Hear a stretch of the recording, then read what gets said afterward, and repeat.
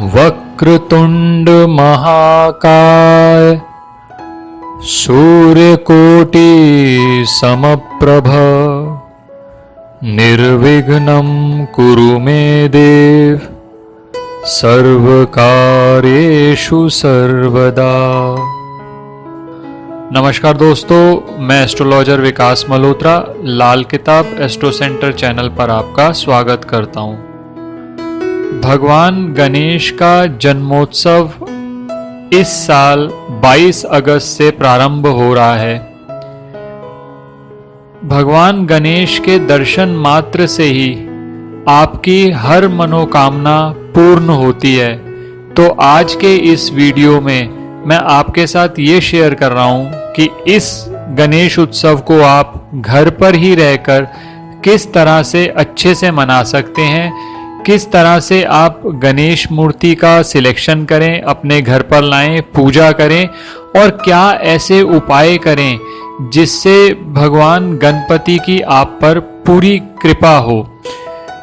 भगवान गणेश का जन्मदिन मध्याह्न के समय का माना जाता है, इसीलिए मध्याह्न काल में अगर आप गणपति जी की पूजा करते हैं तो वो सबसे उपयुक्त मानी जाती है। तो वो किस समय पर पूजा करनी है, क्या पूजा का मुहूर्त होगा और किस समय चंद्र दर्शन नहीं करना चतुर्थी के दिन, वो सब बातें मैं आपसे इस वीडियो में शेयर करूंगा।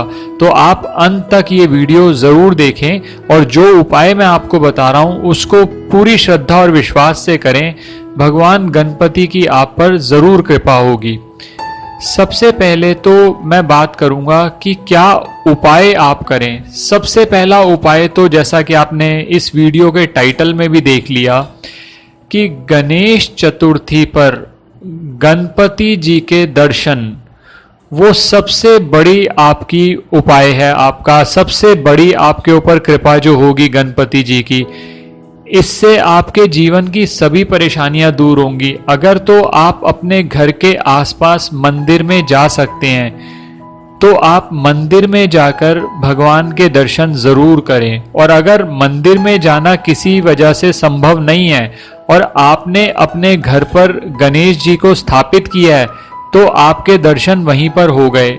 और अगर आपने गणेश जी को स्थापित भी नहीं किया तो आप अपने मंदिर में गणपति जी की कोई फोटो या मूर्ति रख सकते हैं और उसकी भी पूजा कर सकते हैं। तो आपको उनकी पूजा का अत्यंत लाभ मिलेगा। सबसे बड़ी बात यह है कि लाल किताब के अंदर गणपति जी केतु जी के आराध्य देव हैं। तो अगर आपके जीवन में केतु संबंधित कोई भी समस्या है तो अगर आप गणेश जी की पूजा करते हैं तो आपकी वो समस्याएं जरूर सॉल्व होंगी। सबसे पहला उपाय मैंने आपसे शेयर किया कि गणेश चतुर्थी पर गणपति जी के दर्शन जरूर करें। दूसरा उपाय उन लोगों के लिए, उन युवक या युवतियों के लिए जिनकी विवाह योग्य उम्र हो चुकी है या काफी प्रयास के बाद भी उनका विवाह नहीं हो पा रहा, तो गणेश चतुर्थी के दिन गणेश जी को 21 गुड़ की गोलियां बनाकर दुर्वा के साथ चढ़ाएं। चढ़ाने के बाद इन गुड़ की गोलियों को प्रसाद के रूप में बांट दें।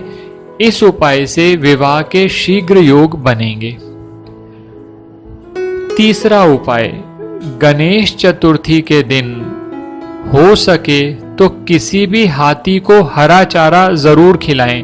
और अगर आपके जीवन में बहुत परेशानियां हैं तो इस दिन हरा चारा खिलाना ना भूलें और गणेश जी से मंदिर में जाकर या घर पर अपनी परेशानियों का निदान करने के लिए भी निवेदन करें।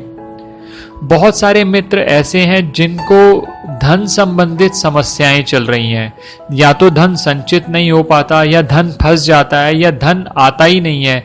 तो इसके लिए चतुर्थी के दिन सुबह नहाने के बाद श्री गणेश जी को शुद्ध घी और गुड़ का भोग लगाएं।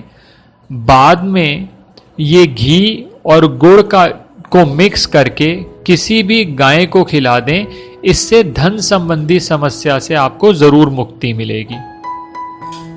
अगला उपाय, गणपति जी को शमी के पत्ते का भोग बहुत पसंद है। शास्त्रों के अनुसार भी शमी एकमात्र ऐसा पौधा है जिसकी पूजा से गणेश जी और शनिदेव दोनों प्रसन्न होते हैं। ऐसा भी माना जाता है कि भगवान श्री राम ने रावण पर विजय पाने के लिए शमी वृक्ष की पूजा की थी। शमी गणेश जी को अत्यंत प्रिय है, तो शमी के कुछ पत्ते नियमित रूप से, अगर आपने घर में गणपति जी को स्थापित किया तो, नहीं तो अगर आप मंदिर में जाते हैं तो उनको शमी के कुछ पत्ते नियमित रूप से अर्पित करें, तो आपके घर में धन और सुख समृद्धि का वास होगा। अगला उपाय, गणेश जी को प्रसन्न करने का सबसे सरल तरीका है दुर्वा। जो आसपास आपके यहाँ दुर्वा घास उपलब्ध भी होती है, तो हर दिन सुबह स्नान पूजा के बाद, सुबह शाम जब भी आपके लिए पॉसिबल हो, तो 5 दुर्वा गणेश जी को अर्पित जरूर करें। भोग लगाने का जहाँ तक प्रश्न है, भगवान गणपति को मीठा बहुत पसंद है, खाने के वो बहुत शौकीन है, तो इस वजह से आप उनको मिठाई का, जैसे बेसन के लड्डू, मोतीचूर के लड्डू, गुड़, नारियल से बनी चीज़ें, उन्हें प्रसाद या भोग के रूप में आप चढ़ा सकते हैं। लेकिन क्योंकि अभी कोरोना वायरस की वजह से बहुत सारी प्रॉब्लम्स चल रही हैं, हो सकता है आप बाहर से सामग्री या मिठाइयाँ नहीं ला रहे, तो आप घर पर ही कुछ हलवा बना सकते हैं या बर्फ़ी बना सकते हैं बेसन की, और भोग की तरह दे सकते हैं। अब इसके बाद बात करता हूं आपसे कि गणेश चतुर्थी के दिन पूजा मुहूर्त क्या होगा। जैसा मैं पहले भी बता चुका हूं कि गणेश चतुर्थी की इस बार तिथि है 22 अगस्त 2020 और विसर्जन की तिथि है 1 सितंबर। गणपति जी का जन्म मध्याह्न के समय हुआ था, तो इसीलिए सबसे अच्छा रहेगा अगर आप इस मुहूर्त में पूजा करें, तो उसका समय है दोपहर 11:06 से लेकर दोपहर 1:42 यानी 1:42 PM, 11:06 AM से लेकर 1:42 PM तक। एक बात और ध्यान रखिए, गणेश चतुर्थी के दिन चंद्र दर्शन वर्जित होता है, और ये माना जाता है कि अगर आप चंद्र दर्शन कर लेते हैं तो कोई मिथ्या दोष या मिथ्या कलंक आपको लग सकता है। तो इसकी वजह से आप ध्यान रखिए कि वर्जित चंद्र दर्शन का समय गणेश चतुर्थी के दिन यानी 22 अगस्त को सुबह 9:07 से लेकर शाम को 9:25 तक है। दिन में तो बहुत ज़्यादा गलती होने की संभावना नहीं है, तो शाम के समय थोड़ा सा आपको ध्यान रखना है। अब इसके बाद मैं बात करूंगा, आप गणेश चतुर्थी के लिए मूर्ति लेने जा रहे हैं, उसमें आपको कुछ बातों का ध्यान रखना चाहिए, या पूजा किस तरह से करनी है, थोड़ा उस पे भी मैं आपसे बात करूंगा।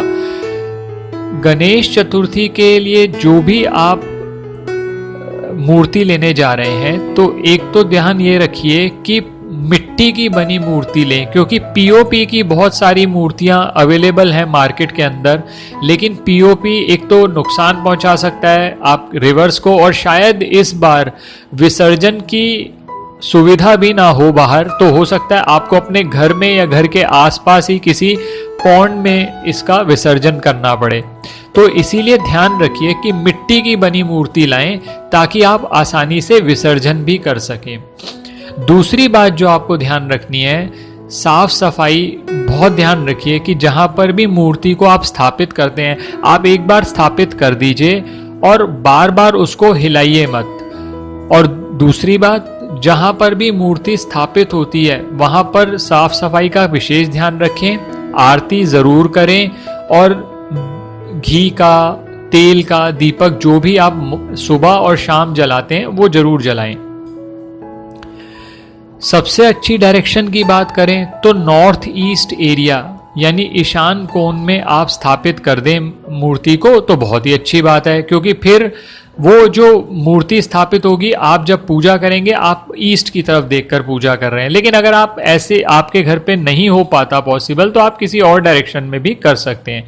ध्यान रखिए चप्पल और जूतों का उपयोग वहां ना करें जहां पर मूर्ति स्थापित की हुई है। और एक बात और ध्यान रखिएगा कि जो आप मूर्ति ले रहे हैं वो बैठी हुई मूर्ति होनी चाहिए गणेश जी की, खड़ी हुई मूर्ति नहीं होनी चाहिए। और ध्यान रखें, जब आप मूर्ति को लाएं, मूर्ति को लाने से पहले जब आप अपने घर के अंदर एंटर करते हैं तो कोई भी आपके घर का व्यक्ति मूर्ति की आरती उतार ले और आपके ऊपर चावल स्प्रिंकल कर दे और साथ में ही सरसों का तेल का थोड़ा सा सरसों का तेल जमीन पर गिरा दे और उसके बाद आप एंटर करें घर के अंदर। और मूर्ति जो आप सिलेक्ट कर रहे हैं वो मूर्ति की जो सूंड है वो लेफ्ट साइड पर होनी चाहिए। जब आप सामने से देखेंगे तो आपको राइट साइड पे दिखेगी और वैसे जो मूर्ति है उसमें जो सूंड होगी वो लेफ्ट साइड पर होनी चाहिए। और इसके अलावा एक मंत्र आपको दे रहा हूं, ओम श्री गणेशाय नमः। इस मंत्र का आप जाप कर सकते हैं, या जो मंत्र मैंने इस वीडियो के स्टार्टिंग में बोला था वक्रतुंड महाकाय, आप उसका भी जाप कर सकते हैं। निरंतर अगर आप जाप करते हैं तो इस गणेश उत्सव के दौरान आपको उनकी कृपा जरूर मिलेगी। आप सभी को गणेश उत्सव की बहुत बहुत शुभकामनाएं। गणपति बप्पा मोरया। आप इस वीडियो में के अंत में कमेंट्स में गणपति जी की कृपा पाने के लिए गणपति बाबा मोरया या उनका कोई भी मंत्र जो आपको प्रिय है वो ज़रूर लिखें। और अगर आपने अब तक हमारा चैनल सब्सक्राइब नहीं किया तो आपसे यही निवेदन है, इसे ज़रूर सब्सक्राइब कर दें ताकि कोई भी इम्पोर्टेंट वीडियो आपका मिस ना हो। धन्यवाद दोस्तों।